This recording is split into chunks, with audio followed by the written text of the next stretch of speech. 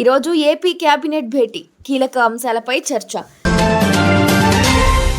పరీక్షలు రాయకున్న ఫలితాలు, group 1 అవకతవకలపై CBI విచారణ జరిపించాలని ఎమ్మెల్యే డిమాండ్. చెత్త నుంచి విద్యుత్ తయారీ ప్రాజెక్టుకు శంకుస్థాపన. 50 టన్నుల చెత్త నుంచి 50 మెగావాట్ల విద్యుత్ తయారీ.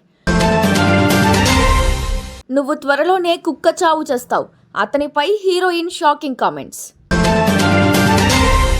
ఈరోజు ఉదయం 11 గంటలకు సచివాలయంలో సీఎం చంద్రబాబు అధ్యక్షతన కేబినెట్ భేటీ జరగనుంది.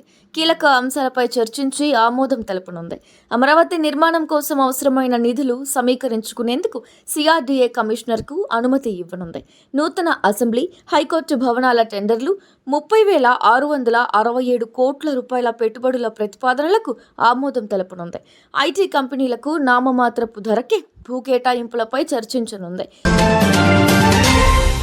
గ్రూప్ 1 పరీక్షల స్కామ్పై బీఆర్ఎస్ ఎమ్మెల్యే కౌశిక్ రెడ్డి సంచలన కామెంట్స్ చేశారు. పరీక్షలు రాయకుండానే 10 మంది అభ్యర్థులు పాస్ అయినట్లు ఫలితాలు ఎలా వచ్చాయని నిలదీశారు. అలాగే కోటి సెంటర్ నుంచి పరీక్ష రాసిన కాంగ్రెస్ మాజీ ఎమ్మెల్సీ రాములు నాయక్ కోడలికి ఎస్టీ కేటగిరీలో స్టేట్ ఫస్ట్ రావడంపై అనుమానాలున్నాయని ఆరోపించారు. కోటి కళాశాల 18, 19వ సెంటర్ల నుంచి 74 మంది ఎంపిక అయ్యారని గుర్తు చేశారు.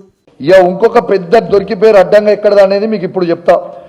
దొరికిపోయింది ఎక్కడ అంటే ఈ సెంటర్ నంబర్ 19లో కాంగ్రెస్ పార్టీ, ఇది నా నా నా ప్యూర్ నా అభిప్రాయం, నాకున్న పెద్ద అనుమానం, ఇది నా అనుమానమే కాదు, ఈ రాసిన 21,093 మంది ఉన్న ప్రతి ఒక్కరి అనుమానం. ఇవాళ మీకు చెప్తా ఉన్నాను, ఈడ రెడ్ హ్యాండెడ్ దొరికిపోయినరు. ఇవాళ కాంగ్రెస్ పార్టీ మాజీ ఎమ్మెల్సీ రాముల్ నాయక్ వారి కోడలు, ఆమెకి ర్యాంకు 206 వచ్చింది. ఆమె సెంటర్ ఎంత? ఆమె సెంటర్ నంబర్ 19, అంటే కోటి ఉమెన్స్ కాలేజ్లో సెంటర్ నంబర్ 19లో ఆమెకు ఉంటుంది. ఈమెది 206 ర్యాంక్ ఈమెకు వచ్చింది. ఎస్టీలలో చూస్తూ ఉంటే ఈమెకి నంబర్ 1 ర్యాంక్ వచ్చింది.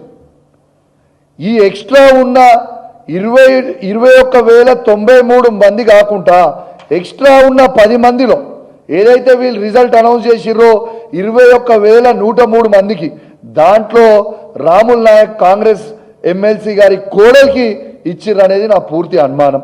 ఇది కూడా మళ్ళీ సెంటర్ తన ఎగ్జామ్ ఎక్కడ రాస్తుంది? సెంటర్ నంబర్ 19లో కోటి ఉమెన్స్ కాలేజ్లో, ఎక్కడైతే కేవలం అమ్మాయిలే రాస్తారో అబ్బాయిలు ఉండరు. మరి దీనికి ఖచ్చితంగా జవాబు చెప్పాల్సిన అవసరం ఉన్నది. కేంద్ర మంత్రి రామ్మోహన్ నాయుడు, మంత్రి అచ్చెన్నాయుడు శ్రీకాకుళం జిల్లాలో పర్యటించారు. పర్యటనలో భాగంగా వీరిద్దరూ కలిసి చెత్త నుంచి విద్యుత్ తయారీ చేసే ప్రాజెక్టుకు శంకుస్థాపన చేశారు.